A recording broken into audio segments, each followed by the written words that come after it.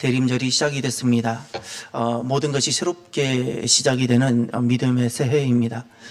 우리들의 지난 것들이 다 씻어지고 하나님 안에서 모든 것이 새로워지는 큰 은혜가 있기를 바랍니다. 하나님께서는 책망도 하시고 하나님께서는 칭찬도 하십니다. 하나님께서 칭찬하시는 오늘 마지막 시대 귀한 교회요 성도들이 되시기를 바랍니다. 하나님께서는 어떤 것을 책망하시고 하나님은 우리가 어떤 삶을 또 존재자로 존재하기를 바라실까요? 오늘 본문에 보면 하나님의 책망이 나옵니다. 먼저 11절을 보시면 게바가 안디옥에 이르렀을 때에 책망받을 일이 있기로 내가 그를 대면하여 책망하였노라. 여기 책망이라는 단어가 두 번 등장합니다. 먼저 첫 번째 그 책망받을 일 할 때 책망이라는 것은 죄를 짓다, 죄를 정하다라는 정죄 받을 일을 말합니다. 그 죄와 관련되는 겁니다. 그런데 우리 개역 성경에는 똑같이 번역된 두 번째 책망하다는 단어는 저항하다, 반대하다라는 단어입니다. 헬라어 원어는 전혀 다른 단어입니다. 첫 번째 책망받을 일이라는 것은 죄를 짓다라든지 또는 정죄받다, 정죄받을 일 이런 뜻입니다.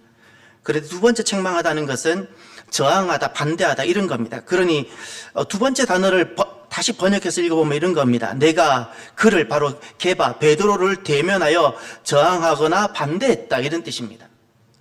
베드로에게 정죄받을 일이 있었고 그런데 사도 바울이 아직도 이제 교회에서는 너무나도 미미한 존재였던 당시에는 이 바울이라는 존재가 당시 교회에서 가장 큰 리더였던 베드로에게 저항하고 반대했다는 그런 말입니다.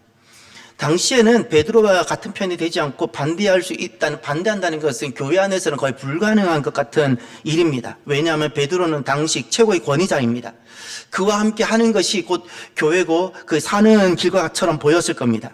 그런데 어떻게 예수님께 돌아온 지 얼마 되지 않는 아직도 많은 교회와 성도들이 사도 바울에게 권위를 부여하지도 않는 그런 상태에서 그 작아 보이는 바울이 커 보이는 영적 거목처럼 보이는 베드로에게 반대하거나 저항할 수 있었을까요? 그 이유는 무엇일까요? 딱 한 가지입니다. 딱 한 가지. 그것은 당시 최고의 교회 내 권위자는 베드로라는 것은 누구나가 다 인정하는 겁니다. 그럼에도 불구하고 바울이 그에게 저항하거나 반대할 수 있었던 결정적인 이유는 바울에게 있어서 최고의 권위는 하나님께 두었기 때문입니다. 하나님께 최고의 권위를 두시기를 바랍니다. 만약에 최고의 권위를 베드로에게 둔다면 베드로에게 최고의 권위를 둔 채 살아가는 사람은 항상 베드로에게 맹목적인 충성을 하게 될 겁니다. 우리가 충성을 드려야 될 분은 하나님이십니다. 절대 사람을 영웅 두지 마십시오. 사람을 영웅화하지도 마십시오. 오직 우리에게는 주님만 계실 뿐입니다. 신앙이라는 것은 최고의 권위를 하나님께 두는 겁니다. 하나님이 도대체 무엇을 말씀하셨냐라는 겁니다. 하나님께서 무엇을 말씀하셨냐? 그러면 오늘 본문에 하나님께서는 사도 바울을 통하여 당시 교회의 가장 큰 리더였던 베드로를 책망하고 계십니다. 하나님은 지금 베드로를 책망하고 계시는데 무엇을 책망하고 계십니까?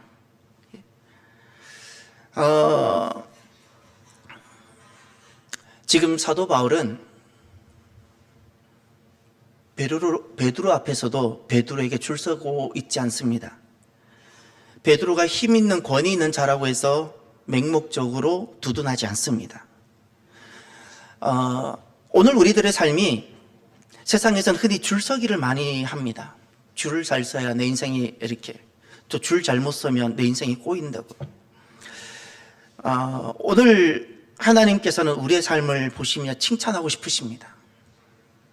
줄 서는 삶에서, 세상은 줄 서는 삶인데 하나님 그거 싫어하시고 책망하십니다. 하나님께만 권위를 두고 하나님께만 최고의 권위를 두고 세상에서 살아가는 방식으로 살아가지 않는 저와 여러분이 되기를 바랍니다. 오늘 본문의 두 번째로 책망받을 일에 대한 구체적인 내용이 나옵니다. 하나님은 도대체 오늘 본문 구체적인 어떤 것을 가지고 책망하고 계시는지를 보시길 바랍니다. 12절과 13절. 야고보에게서 온 어떤 이들이 이르기 전에 게바가 이방인과 함께 먹다가 그들이 오매 그가 할례자들을 두려워하여 떠나 물러가매 남은 유대인들도 그와 같이 외식하므로 바나바도 그들의 외식에 유혹되었느니라. 지금 게바란 베드로의 또 다른 별명 같은 이름입니다. 그 반석이라는 히브리 이름입니다. 히브리 표현입니다. 베드로는 헬라식 이름입니다. 그 게바란 곧 베드로인데, 베드로가 안디옥, 시리아에 있는 안디옥이니까 대부분 다 이방인입니다. 할례 받지 않은 사람들입니다. 대부분 할례 받지 않은 사람들이 살고 있는 그 지역에 지금 베드로가 가서 그들과 함께 식사를 하게 됐습니다. 문제는 식사를 하다가 예루살렘에서 야고보, 예수님의 젖동생, 예수님의 바로 밑에 동생인 제자 야고보 말고, 제자 야고보는 벌써 순교를 당했고 예수님의 젖동생인 야고보가 예루살렘 교회를 또 이끌어가는 양대 산맥 중에 한 명인데, 그가 지금 이 안디옥에 막 도착했다는 소식을 밥 먹다가 들었어요. 밥 먹다가, 좀 천천히 나오시지. 밥 먹다가 왔어요. 그랬더니 그 다음 행동입니다. 베드로가 갑자기 식사 자리를 떠납니다. 왜 그랬을까요? 이방 사람들과 밥 먹는데 예루살렘에서 야고보가 왔다고? 왜 베드로가 갑자기 후닥닥 마치 몰래 술 먹다 들킨 것처럼 후닥닥 일어나서 떠날까요? 문제는 베드로가 후닥닥 일어나서 떠나니까 그 자리에 함께 앉아 있었던 여러 다른 유대 성도들도 후닥닥 자리를 떠나서 나갔어요. 그리고 그 자리에 또 누가 언급되냐면 바나바도 우왕좌왕하다가, 그럴 마음이 없었는데 우왕좌왕하다가 그렇게 휩쓸렸다는 거예요. 이렇게 된 겁니다. 이것이 왜 문제가 될까요? 여러분, 문제가 되는 자리라고 생각하면 처음부터 앉지 말았어야 하고요. 지금 여기는 유대 땅 예루살렘이 아니지요. 여기는 선교 본부와 같은 수리아 땅에 있는 안디옥에 있는 교회였어요. 여기에는 이 교회를 구성하는 대부분이 다 이방인들로 있다가 주님께 돌아온 사람들이에요. 대부분이 할례를 받지 않았을 겁니다. 그러면 만약에 내가 문제가 된다고 생각하면 처음부터 함께 식사를 하지 말든지, 만약에 식사를 하기로 결정을 했으면 내가 끝까지 식사를 하든지, 만약에 중간에 누군가가 이것을 지적했을 때 내가 자리를 박차고 일어날 것 같으면 그 식사와 그 만남은 가식이었다는 겁니다. 그렇지 않나요? 요 가식이라는 것이 바로 위선입니다. 오늘 본문에 보면 12절과 13절에 외식이라는 단어를 13절에 두 번 등장합니다. 외식이라는 단어를 보면 이런 뜻입니다. 외식이라는 것은 위선을 행하는 겁니다. 마치 선을 위하는 것처럼 하지만 실제로는 그게 아니라는 거예요. 착하게 무엇인가를 하는 것 같지만 실제로는 아니었다는 겁니다. 진짜 만약에 베드로가 그 주님께 돌아온 그들을 사랑하는 마음으로 만났다든지, 주님께 돌아오지 않았을지라도 그를 사랑하는 마음으로 함께 만났다면 그 마음이 진실이었어야 돼요. 그러면 누가 오든지 그 자리에 끝까지 있었어야 돼요. 그런데 그렇지 않다면 겉으로 선을 행하는 것처럼 했다는 거예요. 겉으로 마음이 넓은 척, 겉으로 이들을 막 위하는 척. 이것이 베드로의 외식이라고 주님은 책망하십니다. 너는 왜 겉으로 선을 행하는 것처럼 하느냐? 지금 오늘 우리는 베드로라는 주님과 3년간 공생을 같이 했고, 주님 그 십자가 죽음과 부활을 목격한 사람입니다. 그리고 나면서 안진뱅이 된 자가 자기 그 예수님 이름을 빌었을 때 고쳐지는 것도 경험했던 사람입니다. 그런 사람조차도 순간적인 두려움에 외식을 하는 것을 보면서 저는 이런 생각이 듭니다. 우리는 더더욱 외식을 할 수 있겠구나. 우리는 더더욱 외식을 할 수 있겠구나. 우리 가운데 누가 베드로 같은 많은 영적 경험이 있겠습니까? 우리 가운데 누가 예수님의 죽음과 부활을 육으로 경험한 사람이 있습니까? 우리 가운데 누가 베드로만큼 많은 능력을 행한 사람이 있었겠습니까? 이렇게 많은 영적인 경험과 예수님의 십자가 부활을 직접 목도하고 영적 능력이 많았던 이도 이런 순간적인 두려움에 쌓여서 외식할 수 있다면 우리 같은 사람은 얼마나 쉽게 외식에 빠질까라는 생각이 제게는 들었습니다. 그러면 하나님은 지금 외식을 책망하고 계시는데 이제 나에게 있어서 외식됨은 어떤 것일까를, 나는 외식하지 않는다 하는 것은 굉장히 거짓되거나 어리석어 보이고요. 나에게 있어서 어떤 것이 외식됨일까라고 오히려 이렇게 질문하는 것이 더 정직해 보입니다. 사랑하는 성도 여러분, 앞에 서 있는 저도 마찬가지, 여러분들께서도 마찬가지, 나에게 있어서 나의 외식됨은 어떤 것이 나를 외식하게 하는 외식됨일까요? 교회 안에서는 아주 믿음 있는 것처럼 우리는 보일 수 있습니다. 저나 여러분들도. 그런데 지금 교회 안에서 믿음이 있는 것처럼 행동하는 이 행동이 세상에서 혹시 그 행동을 조금 내가 부끄러워한다든지 내가 또 다른 어떤 것 때문에 싹 걷어들인다면 그것이 외식입니다. 교회 안에서 말하는 것과 행동하는 것과 세상에서 내가 말하는 것과 행동하는 것이 똑같다면 하나님은 칭찬하십니다. 교회 안에서 내가 표현하고 고백하고 하는 행동과 나가서 세상 사람들 앞에서 하는 것이 때로는 두렵고 떨려서 어떻게든 다르다면 하나님 그래서 책망하시는 겁니다. 그것을 외식이라고 부르는 겁니다. 그럼 차라리 교회에서 덜 하든지 교회에서 있으면서 나가서도 똑같이 해야 되는데 지금 베드로가 다른 겁니다. 베드로가 그 권위 있는 사람도 다른 겁니다. 사랑하는 성도 여러분, 저와 여러분들이 오늘 나의 외식됨은 있진 않는지를 정말 두렵고 떨림으로 겸비함으로 돌아보면 좋겠습니다. 왜 외식하게 될까요? 그 귀한 베드로 그분은 왜 외식하게 됐을까요? 왜 모습이 갑자기 달라졌을까요? 간단합니다. 사람을 보기 때문에. 아무리 능력이 많고 아무리 영적 경험이 있어도 여러분의 목사가 만약에 사람을 보고 사람을 의식한다면 반드시 외식할 겁니다. 외식하지 않는 유일한 방법이 하나 있습니다. 외식하지 않는 유일한 방법은 영적 경험이 아닙니다. 능력이 아닙니다. 외식하지 않는 유일한 방법은 하나님만 보는 겁니다. 하나님만 보는 겁니다. 사랑하는 성도 여러분, 하나님만 보게 되기를 바랍니다. 우리가 이 자리는 하나님만 보는 자리잖아요. 세상에서 너무나도 많은 사람들도 보이고 우리를 두렵게 하는 것도 보일 수 있고 많은 것이 있지요. 그럼에도 불구하고 그때 하나님만 보고 하나님만 바라고 하나님만 붙잡는 저와 여러분이 되기를 바랍니다. 저는 이렇게 살아가고 싶고 여러분들께서도 이렇게 살아가기를 바랍니다. 우리가 하나님 앞에 서게 될 때가 있는데 내가 하나님 앞에 섰을 때 그때 내가 해야 되고 내가 하나님 앞에 설명해야 되는 이야기들이 있어요. 근데 그 이야기가 지금 내가 살아가는 이야기와 같았으면 좋겠습니다. 하나님 앞에서 결국 섰을 때 하나님 죄송해요. 그때는 제가 이렇게 해서 이럴 수밖에 없었어요. 이렇게 말하는 자가 아니라 그때 하나님 앞에서 내가 결국 서서 내가 말하게 되는 모든 것들이 지금 이 시간에 내가 살아가면서 몸으로 발로 살아가면서 하는 이 삶의 이야기와 동일했으면 좋겠습니다. 이것만이 외식이 아닙니다. 하나님 앞에 섰을 때 결국 다른 궁색한 변명을 하게 된다면 나는 지금 다 외식하고 살아가는 거예요. 다 외식하고 살아가는 거예요. 다 외식하고 살아가는 거예요. 그래서 하나님은 지난날 베드로를 책망하시는 겁니다. 오늘 하나님께서 교회에 오셔서 세상 사람들은 책망하지 않는데 하나님 백성들에게 대해서 책망을 하십니다.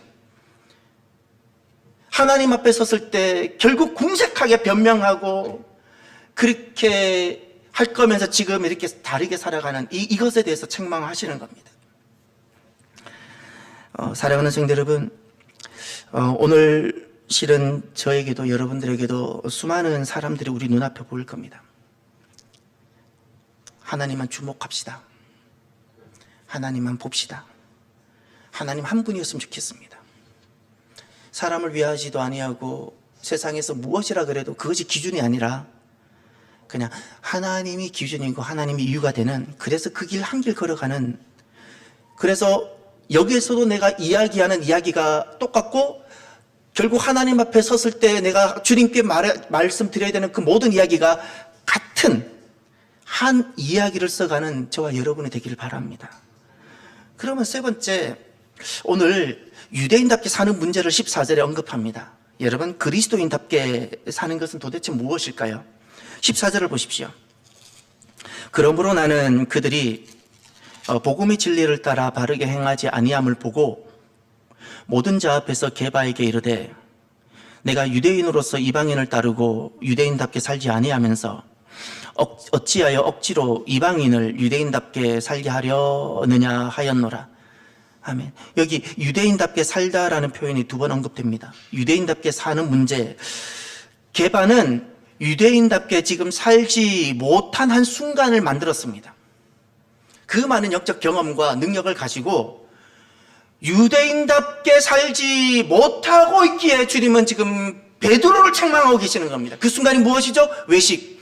하나님 앞에 섰을 때 내가 해야 할 이야기와 지금 내가 살고 있는 이야기가 다르다는 겁니다.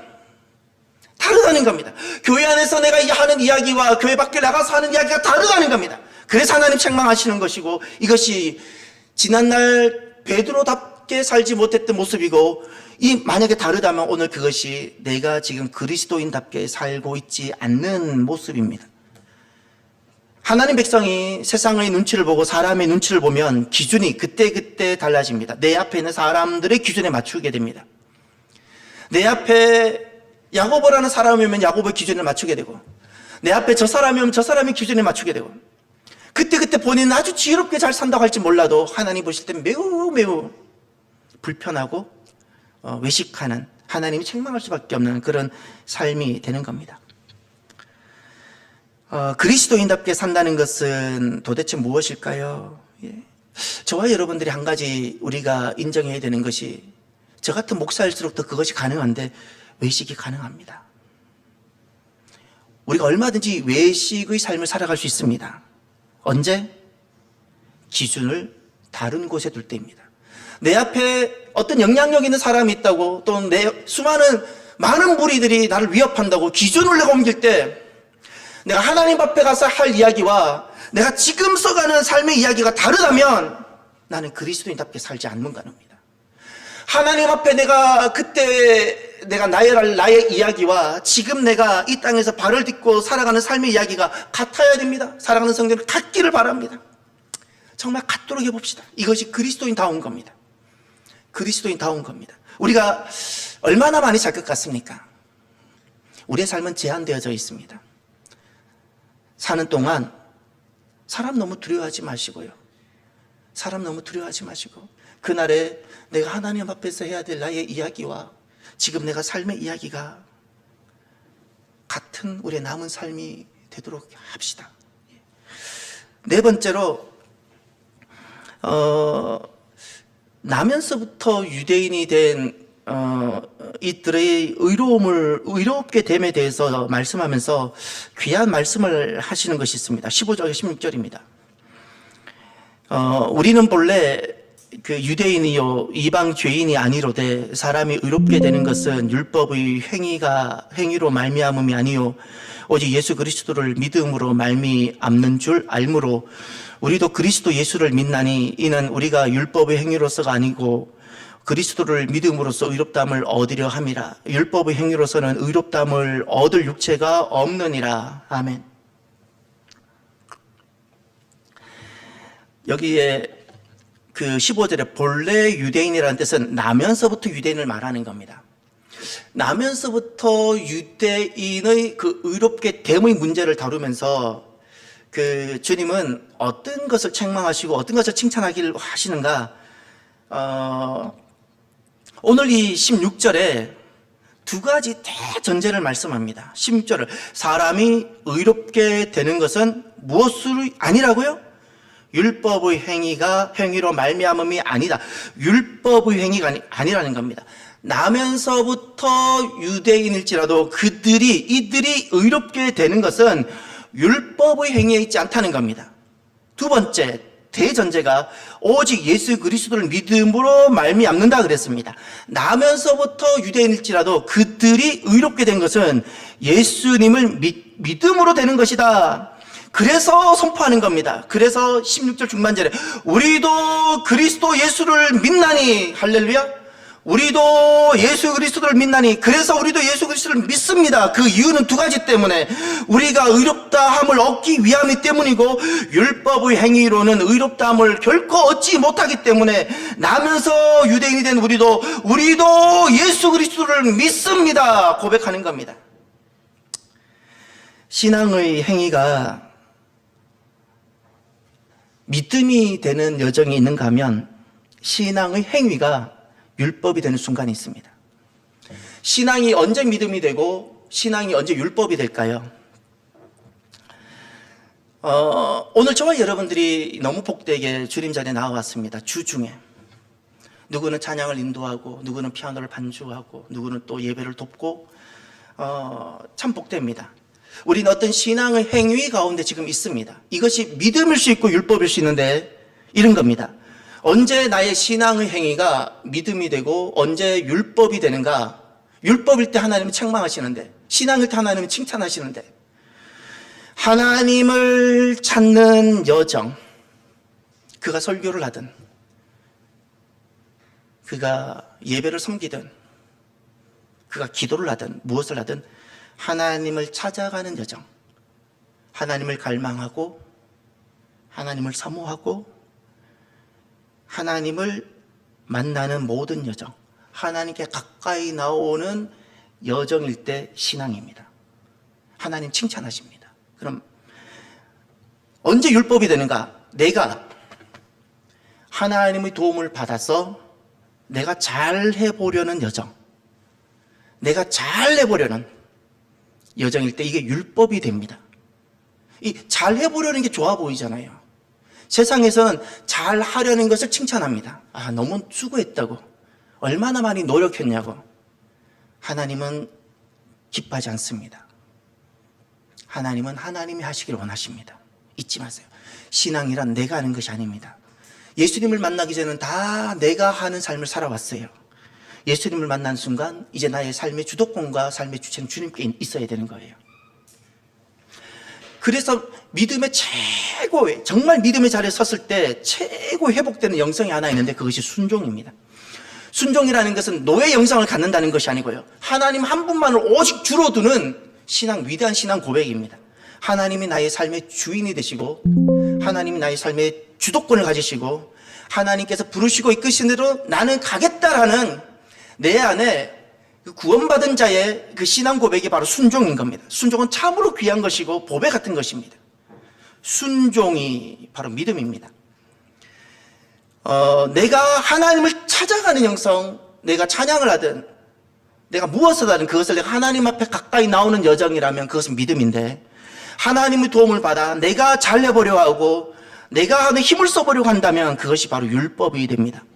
우리가 교회 안에 쓰는 단어들이 있습니다. 경건과 영성이라는 단어들이 있습니다. 경건, 영성 반드시 구별해야 됩니다. 이 경건이 믿음이 될 수도 있는가 하면 이 경건이 율법이 될 수도 있고요, 이 영성이라는 것이 믿음이 될 수 있는가 하면 영성이 율법이 될 수 있습니다. 굉장히 모호한 단어일 수 있습니다. 언제 율법이 되는가? 하나님께서 책망하시는, 지금 개발을 책망하시듯 언제 책망하시는가?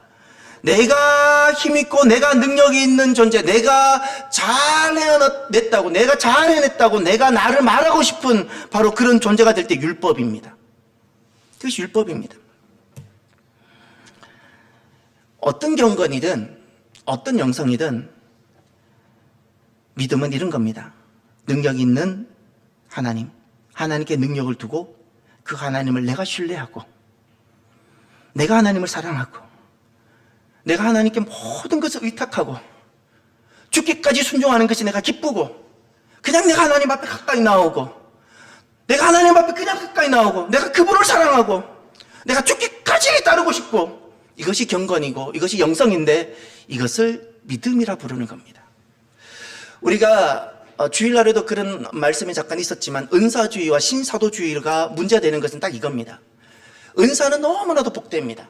하나님께서 내게 하나님의 놀라운 역사를 일으키시고자 내게 영적 인자를 두시는 것이 은사입니다.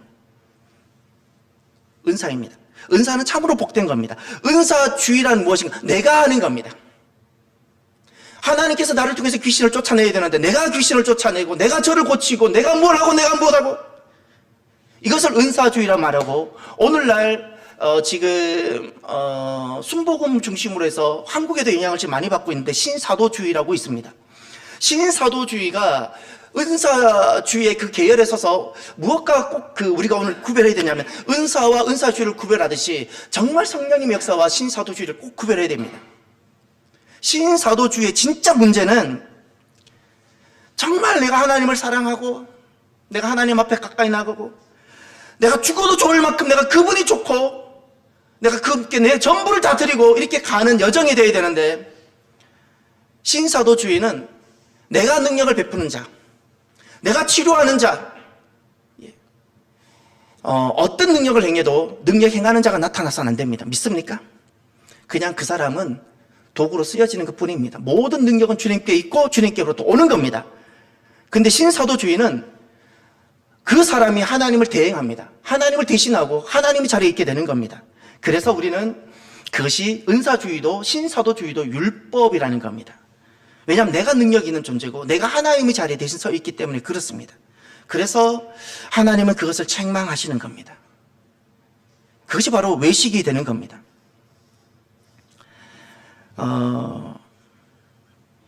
그래서 우리가 오늘 그 율법적, 다섯 번째로 율법적 삶에 대한 결론이 나옵니다. 17절부터 19절을 보십시오.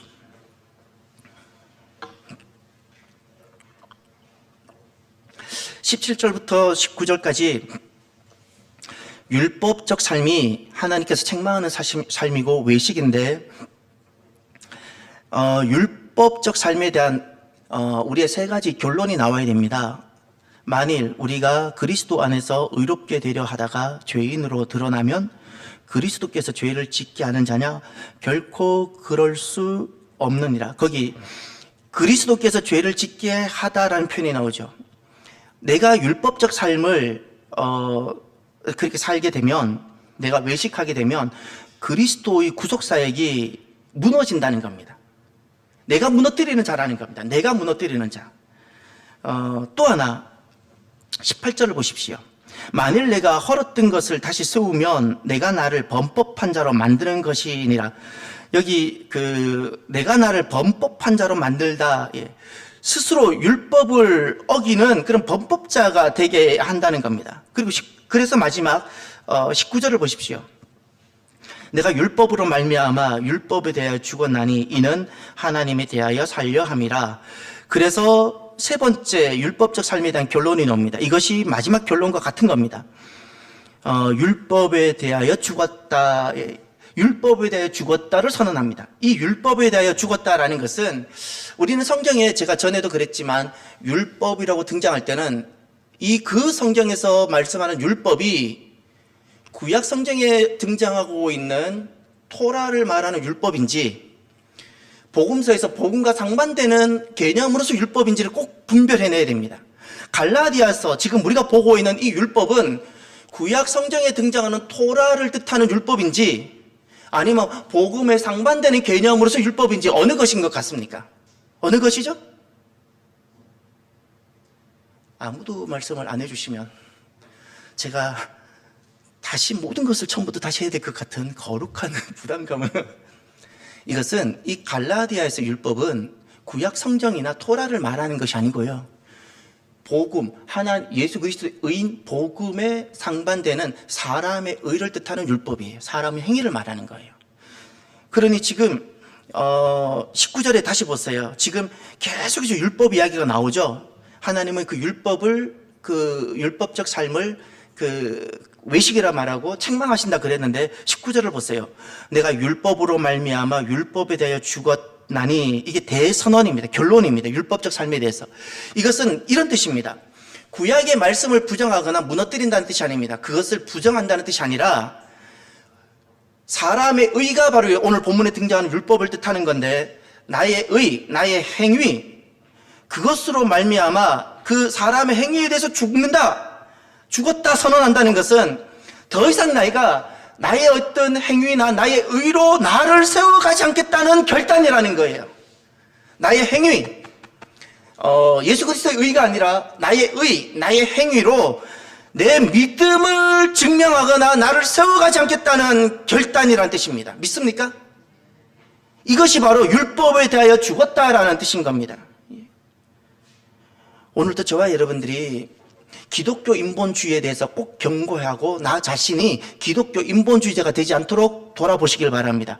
기독교 인본주의라는 것은 예수님을 빌어서 결국 내가 얼마나 괜찮은 사람인지를 증명해내는 거예요.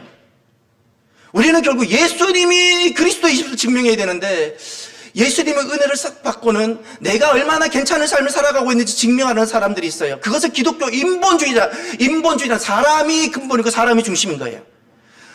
그리스도인들과 하나님 백성들은 하나님이 중심이고 예수님을 주로 모시고 고백하는 사람이에요. 믿습니까? 그래서 이제 나의 행위로 내가 얼마나 괜찮은 사람인지, 내가 얼마나 좀 선하고 이런 좀 괜찮은, 좀 크리스찬인지를 드러내려는 모든 시도를 내려놓고 오직 예수 그리스도만으로 세워가는 저와 여러분이 되길 바랍니다. 그래서 오늘 결론입니다. 20절과 21절을 보세요. 이 자리가 하나님께서 칭찬하는 자리입니다. 나의 의로 내 믿음을 세워가려고 하는 것에 대해서 하나님은 매우 책망하시고요. 그것을 외식이라고 부릅니다. 그런데 이제 하나님께서 칭찬하는 자리가 20절부터 21절입니다. 여기 세 가지를 찾아내십시오. 하나님은 어떤 것을 칭찬하시고 기뻐하시는지를. 내가 그리스도와 함께 십자가에 못 박혔나니 그런즉 이제는 내가 사는 것이 아니요. 여기까지. 여기 지금 같은 것이 두 번 반복됩니다. 나는 어떤 존재죠? 예, 나는 주님과 함께 십자가에서 죽었어요. 그리고 또 똑같은 표현이 나오죠. 내가 사는 것이 아니다. 이런 표현이 나오죠. 이 말씀은 도대체 무슨 말씀이죠? 이게 첫 번째입니다. 하나님 이것을 칭찬하십니다. 이런 자리에 서 있는 삶을 칭찬하십니다. 오늘 내가 예수님과 함께 십자가에서 나는 죽습니다. 이제 나는 내가 사는 것이 아닙니다라는 이 고백은 어떤 뜻이죠? 율법에 대한 사망 선고를 말합니다. 나의 행위로 내 신앙의 여정을 세워가려고 하는 그 모든 것에 대해서 사망을 선언하는 사망 선고라는 거예요. 믿습니까? 두 번째, 하나님 이것을 칭찬하시는 겁니다. 그럼 두 번째는 무엇인가? 20절 보십시오. 중반절. 그런즉, 그 다음, 오직 내 안에 그리스도께서 사시는 것이라. 두 번째는 내 안에 누가 사신다고요? 그리스도께서 사신다. 이것은 다른 것이 아닙니다. 나는 죽었다라는 것은 나의 의를 붙들고 살아가는 것, 나의 내 이름, 나의 자랑, 나의 명성, 나의 자존심으로 살아가는 것을 다 포기하고 내 안에 예수 그리스도가 사신다는 것은 그리스도의 복음, 믿습니까? 내가 그것으로 나를 지탱하고 그 그리스도의 복음, 그리스도의 의 위에 나를 세우겠다는 겁니다. 내 믿음을 그곳에 기초하겠다는 겁니다. 내가 때로는 성적으로 부족할지라도 나는 그 위에 서 있겠다는 겁니다. 하나님이 그것을 칭찬하십니다. 믿습니까? 그리스도인이 이렇게 살아가는 겁니다. 하나님 그것을 칭찬하시는 겁니다. 세 번째, 21절을 보십시오.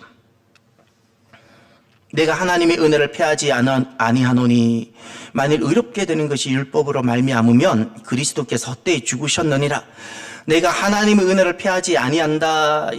패한다라는 표현은 헛되게 하다는 뜻입니다. 패하지 아니한다. 헛되게 하지 않는다. 세 번째, 하나님께서 칭찬하는 삶이 있습니다. 하나님의 은혜를 헛되게 하지 않는, 패하지 않는 삶입니다.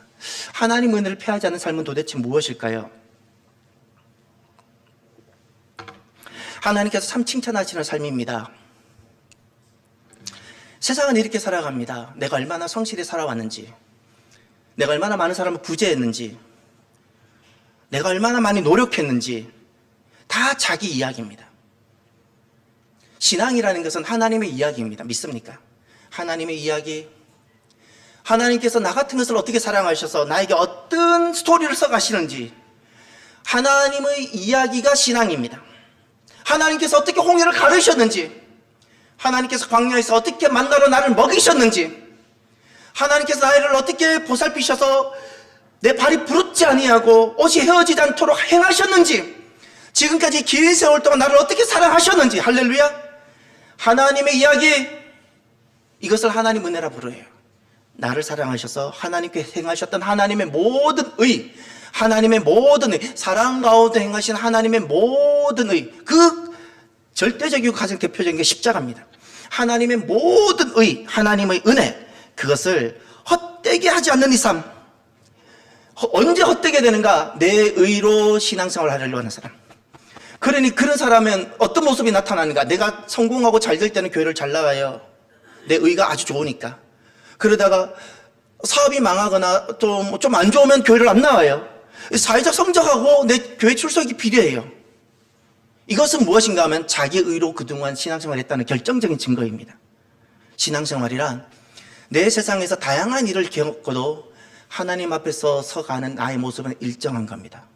왜냐하면 나는 지금까지 사회의 환경과 사회적 성적의 기초에서 내가 신앙생활을 해온 것이 아니라 하나님의 의와 하나님의 사랑과 하나님의 은혜의 기초에서 내가 지금까지 신앙생활을 해왔기 때문에 세상에서 다양한 삶의 상황과 장르에 있을지라도 나는 여전히 동일한 겁니다. 믿습니까? 오늘도 저와 여러분이 여전히 동일하길 바랍니다. 여전히 동일하길 바랍니다. 여전히 동일하길 바랍니다. 사랑하는 성도 여러분, 오늘 하나님께서 책망하시는 말씀이 있었습니다. 게바도 책망하셨습니다. 게바조차도 책망하셨다면 우리는 얼마나 책망하실 일들이 많을까, 저는 제 자신을 보고 그렇게 생각이 듭니다. 오늘 저와 여러분들이 하나님께 칭찬받는 마지막 성도들이 되시길 바랍니다. 왜 마지막 성도를 제가 이야기를 하는가? 두 가지입니다. 세상이 흘러가는 것을 보니까 주님 오실 날이 멀지 않을 것 같은 느낌이 자꾸 들어요. 그리고 실은 우리도 얼마나 남았겠어요. 항상 우리는 마지막이라는 생각을 하고 살아갑시다. 하나님께 칭찬받는 나의 마지막 날, 지금까지는 몰라도 지금부터의 삶은 하나님께 칭찬만 있었으면 좋겠습니다. 정말 잘하고 있구나. 하나님 앞에 서서 결국 내가 풀어낼 이야기와 지금 이 땅에서 지금 써가는 이야기가 같았으면 좋겠습니다. 같았으면 좋겠습니다. 눈치 보지 마십시오. 세상 눈치 보지 마십시오. 나중에 다 후회합니다. 세상에서 무엇이라 그래도 내가 하나님은 지금 어떻게 보시는지, 그리고 내가 결국 하나님 앞에서 내가 무엇을 그때는 말할 것인지를 보고 오늘 이 땅에서 나의 삶을 풀어가기는 저와 여러분 칭찬받는 성도들이 되기를 주의 이름으로 축원합니다. 기도합시다. 혹시 나의 외식 때문에 어떤 것이 있는가를 한번 돌아보시길 바랍니다. 교회 안에서의 나의 모습과 세상에서의 나의 모습이 어느 부분이 조금 차이가 나는지 오늘 그 부분을 두고 기도합시다. 우리가 약한 부분이 있을 수 있잖아요. 기도합시다. 또 하나, 하나님 앞에 칭찬받는 마지막 성도가 되도록 기도합시다. 함께 기도합니다. 할렐루야. 하나님 아버지 참으로 감사합니다. 우리에게는 책망받을 일이 많음을 고백합니다. 하나님, 아직도 내가 죽지 못하고 아직도 나의 나의 괜찮음을 증명해 버리려는 우리들의 시도들이 얼마나 헛된지를 하나님 아버지 깨닫습니다. 하나님 아버지 참으로 우리 안에 있는 그 외식됨, 내 안에 있는 외식됨을 오늘 보며 하나님 그 외식됨을 대고 우리가 기도하고 주님의 도움을 구함으로 또 달라지고, 하나님 또 달라지고, 이젠 그래서 하는 칭찬받는 성도들, 이 마지막 시대 마지막 성도들이 되는 저와 여러분들이 주여 되게 하여 주옵소서. 하나님 감사합니다. 하나님의 칭찬 참 잘하고 있구나. 그날 하나님 앞에 서서 풀어낼 이야기와 지금 우리가 써가는 이야기가 일치되는 우리들이 주여 되게 하여 주옵소서. 사람 두려워하지 아니하고 세상 두려워하지 아니하게 하시며 담대하게 하여 주옵소서. 하나님 참으로 감사합니다. 힘을 더하여 주옵소서. 하나님 힘을 더하여 주옵소서.